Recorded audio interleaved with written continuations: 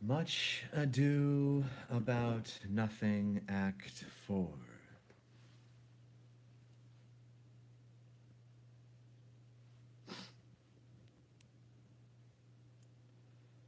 Scene 1.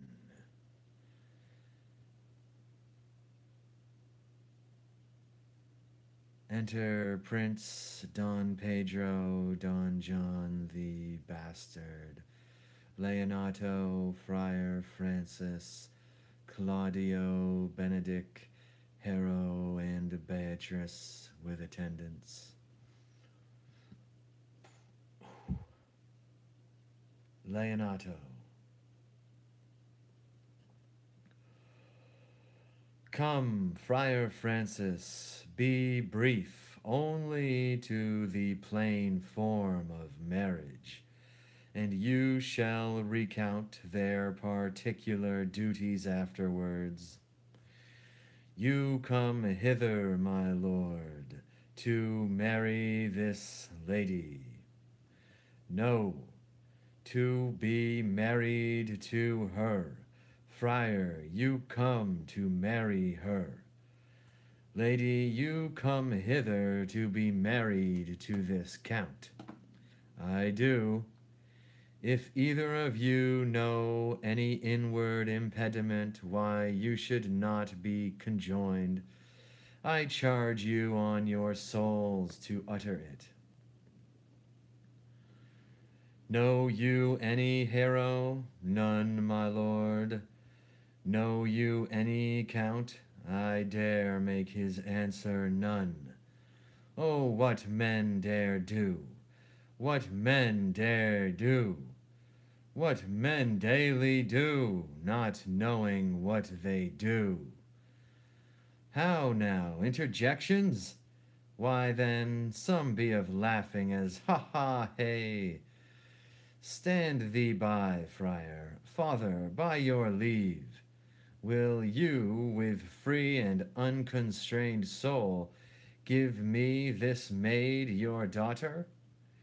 As freely, son, as God did give her me. And what have I to give you back whose worth may counterpoise this rich and precious gift? Nothing unless you render her again. Sweet prince, you learn me noble thankfulness.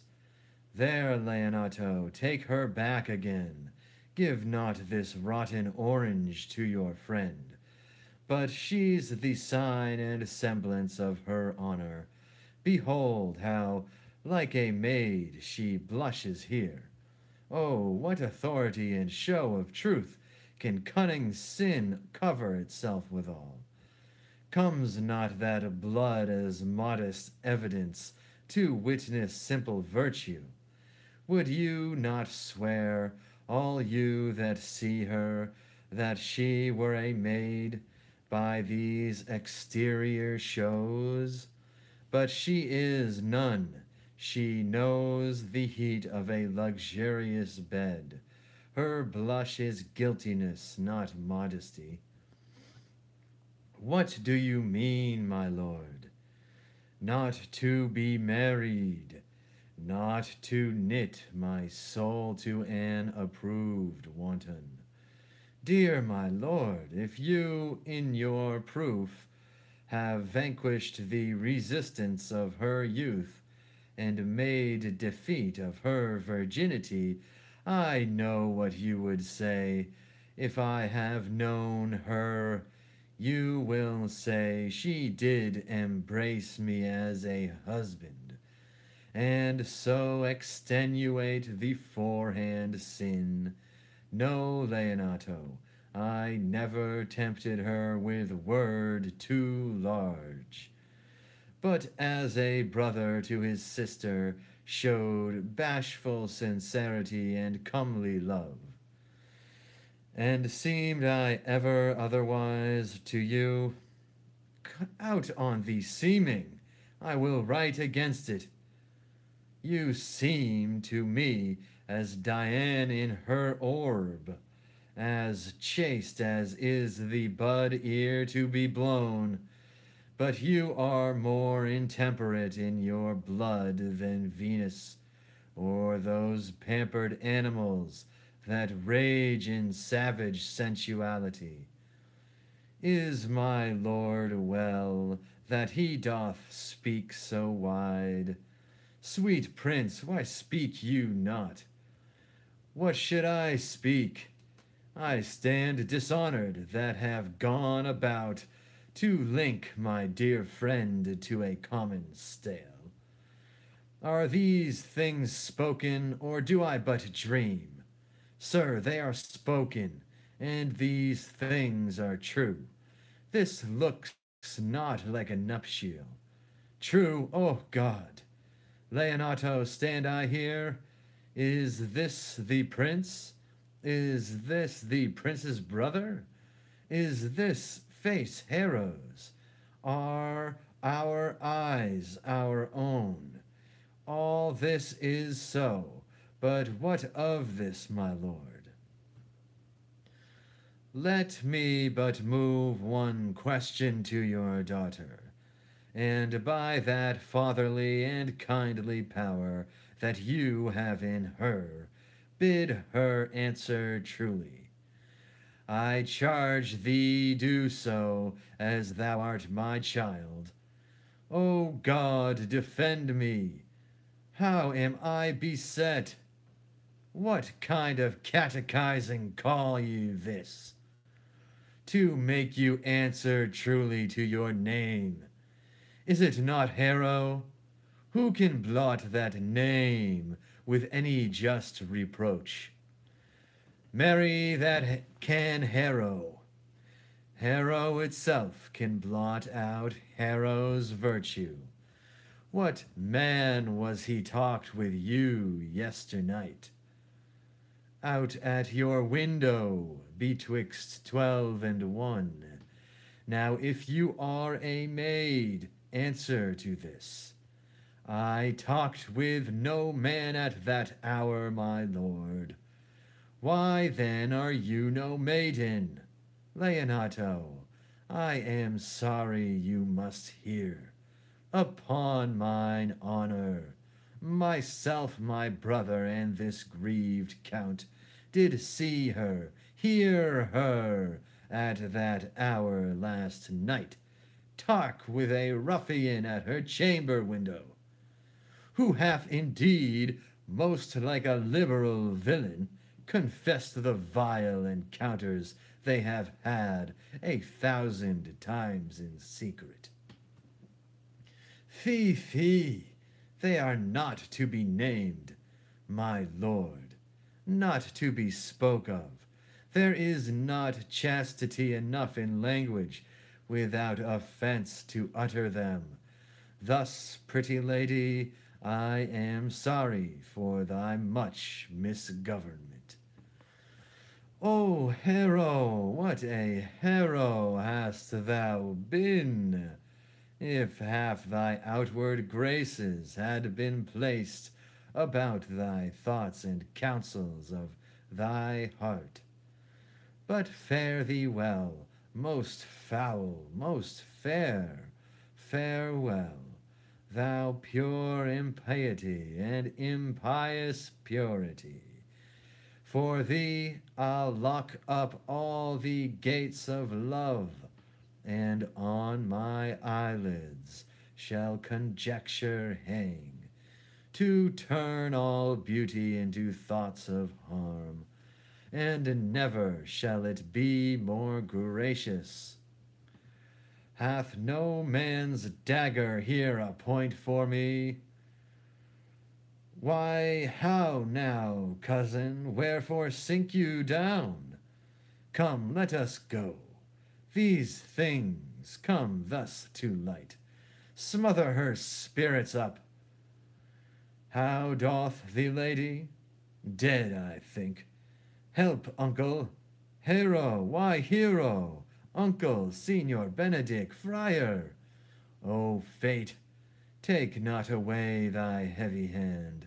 Death is the fairest cover for her shame, that may be wished for. How now, cousin Hero? Have comfort, lady. Dost thou look up?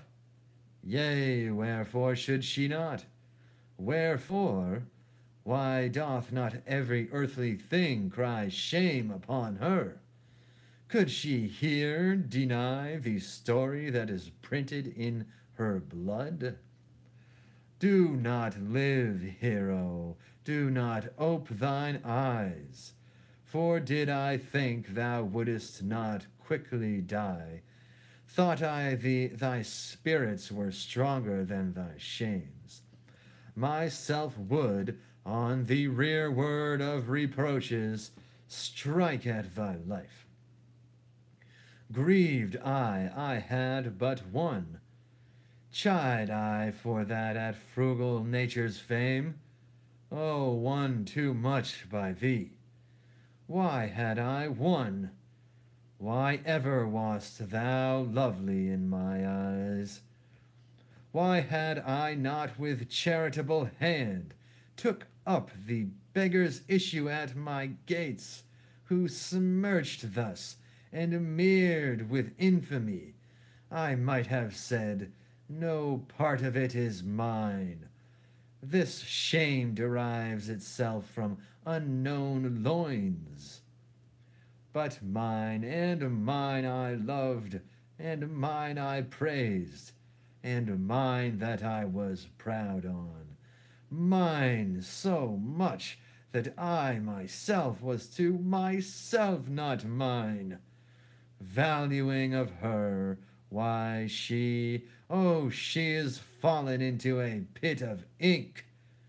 What the wide sea hath drops too few to wash her clean again, and salt too little which may season give to her foul tainted flesh. Sir, be patient. For my part, I am so attired in wonder, I know not what to say. Oh, on my soul, my cousin is belied. Lady, were you her bedfellow last night?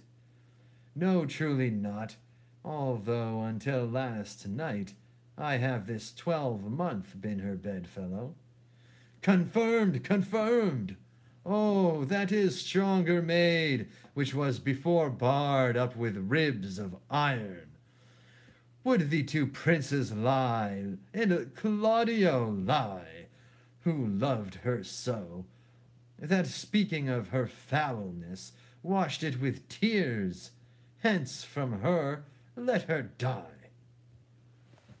Hear me a little, for I have only been silent so long, and given way unto this course of fortune, by noting the lady, I have marked 1,000 blushing apparitions to start into her face, 1,000 innocent shames in angel whiteness beat away those blushes, and in her eye there hath appeared a fire to burn the errors that these princes hold against her maiden truth. Call me a fool, trust not my reading nor my observations, which with experimental seal doth warrant the tenure of my book. Trust not my age, my reverence, calling, nor divinity. If this sweet lady lie not guiltless here under some biting error, friar, it cannot be. Thou seest that all the grace that she hath left is that she will not add to her damnation a sin of perjury. She not denies it. Why seekest thou then to cover with excuse that which appears in proper nakedness? Lady, what man is he you are accused of? They know that do accuse me, I know none. if I know more of any man alive than that which maiden modesty doth warrant. Let all my sins lack mercy. O my father, prove you that any man with me conversed at hours unmeet, or that I yesternight maintained the change of words with any creature, refuse me, hate me, torture me to death.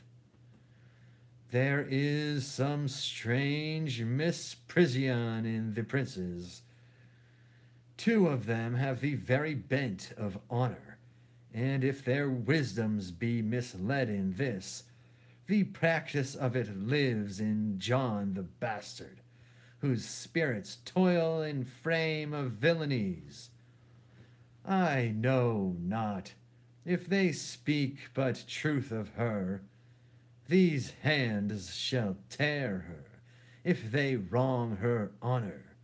The proudest of them shall well hear of it. Time hath not yet so dried this blood of mine, nor age so eat up my invention, nor fortune made such havoc of my means, nor my bad life reft me so much of friends, but they shall find awaked in such a kind both strength of limb and policy of mind, ability in means and choice of friends, to quit me of them thoroughly. Pause a while, and let my counsel sway you in this case. Your daughter here, the prince's left for dead. Let her a while be secretly kept in, and publish it that she is dead indeed. Maintain a mourning ostentation, and on your family's old monument hang mournful epitaphs, and do all rites that appertain unto a burial. What shall become of this? What will this do? Mary, this well carried, shall on her behalf change slander to remorse. That is some good. But not for that dream I on this strange course, but on this travail look for greater birth. She dying, as it must be so maintained, upon the instant that she was accused, shall be lamented, pitied, and excused of every hearer. For it so falls out that what we have we prize not to the worth, whiles we enjoy it, but being lacked and lost, why then we rack the value, then we find the virtue that possession would not show us, whiles it was ours. So will it fare with Claudio, when he shall hear she died upon his words. The idea of her life shall sweetly creep into his study of imagination, and every lovely organ of her life shall come apparelled in more precious habit, more moving, delicate, and full of life, into the eye and prospect of his soul, than when she lived indeed. Then she'll be mourn. Then shall he mourn, if ever love had interest in his liver, and wish he had not so accused her. No, though he thought his accusation true, let this be so, and doubt not but success will fashion the event in better shape than I can lay it down in likelihood. But if all aim but this be levelled false, the supposition of the lady's death will quench the wonder of her infamy. And if it sort not well, you may conceal her, as best befits her wounded reputation, in some reclusive and religious life, out of all eyes, tongues, minds, and injuries. Signor Leonato, let the friar advise you, and though you know my inwardness and love is very much unto the prince and Claudio, yet by mine honor I will deal in this as secretly and justly as your soul should with your body. Being that I flow in grief, the smallest twine may lead me. 'Tis well consented presently away, for to strange sores strangely they strain the cure. Come, lady, die to live. This wedding day perhaps is but prolonged. Have patience and endure. Lady Beatrice, have you wept all this while? Yea, and I will weep a while longer. I will not desire that. You have no reason, I do it freely. Surely I do believe your fair cousin is wrong. Ah, how much might the man deserve of me that would right her? Is there any way to show such friendship? A very even way, but no such friend. May a man do it? It is a man's office, but not yours. I do love nothing in the world so well as you. Is not that strange? As strange as the thing I know not.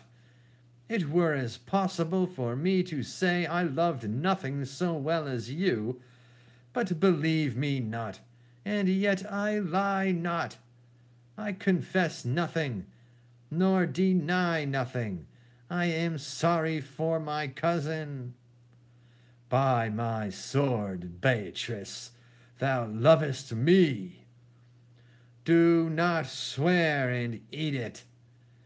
I will swear by it that you love me, and I will make him eat it that says I love you not. Will you not eat your sword? With no sauce that can be devised to it, I protest I love thee. Why then, God forgive me. What offense, sweet Beatrice? You have stayed me in a happy hour. I was about to protest I loved you. And do it with all thy heart. I love you with so much of my heart that none is left to protest. Come, bid me do anything for thee. Kill Claudio. Ha! Not for the wide world. You kill me to deny it. Farewell. Tarry, sweet Beatrice. I am gone, though I am here. There is no love in you. Nay, I pray you let me go. Beatrice, in faith I will go. We'll be friends first. You dare easier be friends with me than fight with mine enemy. Is Claudio thine enemy? Is a not approved in the height a villain that hath slandered, scorned, dishonored my kinswoman? Oh, that I were a man! What bear her in hand until they come to take hands, and then with public accusation, uncovered slander, unmitigated rancor, O God, that I were a man, I would eat his heart in the marketplace. Hear me, Beatrice. Talk with a man out at a window, a proper saying. Nay, but Beatrice, sweet hero, she is wronged, she is slandered, she is undone. Beatrice, princes and counties, surely a princely testimony, a goodly count, Count Comfect, a sweet gallant surely. Oh, that I were a man for his sake. Oh, that I had any friend would be a man for my sake. But manhood is melted into curses, valor into compliment, and men are only turned into tongue. And trim ones, too. He is now as valiant as Hercules that only tells a lie and swears it. I cannot be a man with wishing, therefore I will die a woman with grieving. Tarry, good Beatrice, by this hand I love thee. Use it for my love some other way than swearing by it. Think you in your soul the Count Claudio hath wronged Hero? Yea, as sure as I have thought, or a soul. Enough. I am engaged, and I will challenge him. I will kiss your hand, and so I leave you. By this hand, Claudio shall render me a dear account. As you hear of me, so think of me. Go comfort your cousin. I must say she is dead, and so farewell. End of scene 1, and we have a graphic from our Kindle reader. There it is. Must be Beatrice and Claudio and, well, whoever else, Benedict, and, okay. Scene 2. Enter the constables Dogberry and Verges and the town clerk or sexton in gowns and the watch with Conrad and Baraccio. Dogberry. Cue. Is our whole dissembly appeared? Oh, a stool and a cushion for the sexton. Which be the malefactors? Marry, that I am I and my partner. Nay, that's certain. We have the exhibition to examine. But which are the offenders that are to be examined? Let them come before Master Constable. Yea, marry, let them come before me. What is your name, friend? Baraccio. Pray write down Baraccio. Yours, Sarah? I am a gentleman, sir, and my name is Conrad. Write down, Master Gentleman Conrad. Masters, do you serve God? Yea, sir, we hope. Write down that they hope they serve God, and write God first, for God defend, but God should go before such villains. Masters, it is proved already that you are little better than false knaves, and it will go near to be thought so shortly. How answer you for yourselves? Marry, sir, we say we are none. A marvelous witty fellow, I assure you, but I will go about with him. Come you hither, Sarah, a word in your ear, sir. I say to you, it is thought you are false knaves. Sir, I say to you, we are none. Well, stand aside. For God, they are both in a tale. Have you writ down that they are none? Master Constable, you go not the way to examine. You must call forth the watch that are their accusers. Yea, marry, that's the eftest way. Let the watch come forth. Masters, I charge you in the prince's name, accuse these men. This man said, sir, that Don John, the prince's brother, was a villain. Write down Prince John a villain. Why, this is flat perjury, to call a prince's brother villain. Master Constable, pray thee, fellow, peace. I do not like thy look, I promise thee. What heard you him say else?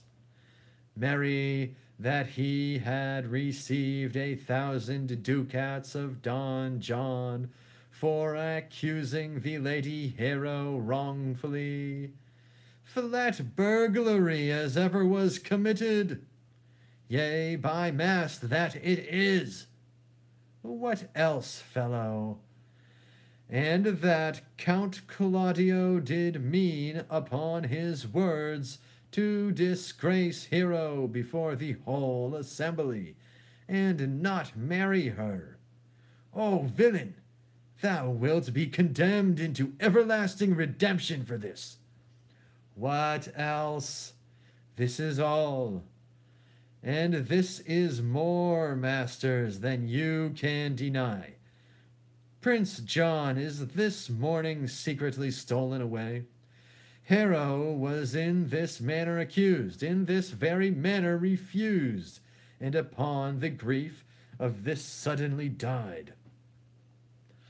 Master Constable, let these men be bound and brought to Leonatos. I will go before and show him their examination. Come, let them be opinioned. Let them be in the hands of Coxcomb. God's my life, where's the sexton? Let him write down the prince's officer Coxcomb. Come, bind them, thou naughty varlet. Away, you are an ass, you are an ass. Dost thou not suspect my place? Dost thou not suspect my years? Oh, that he were here to write me down as ass. But masters, remember that I am an ass. Though it be not written down, yet forget that I am an ass. No, thou villain, thou art full of piety, as shall be proved upon thee by good witness.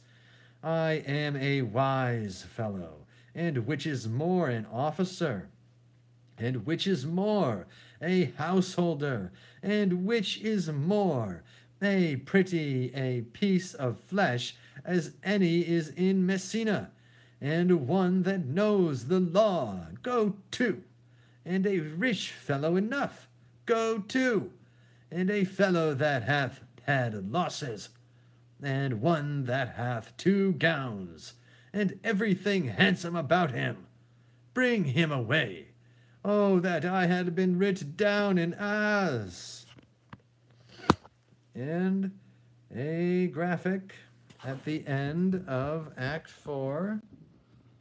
And this is the proceeding with the constable, where they were discussing the 2 villains, Dogberry and, let's see, Baraccio maybe. So that's that. End of Act 4 of Much Ado About Nothing. Praise be to God. Amen. Jesus Christ, Jah Rastafari.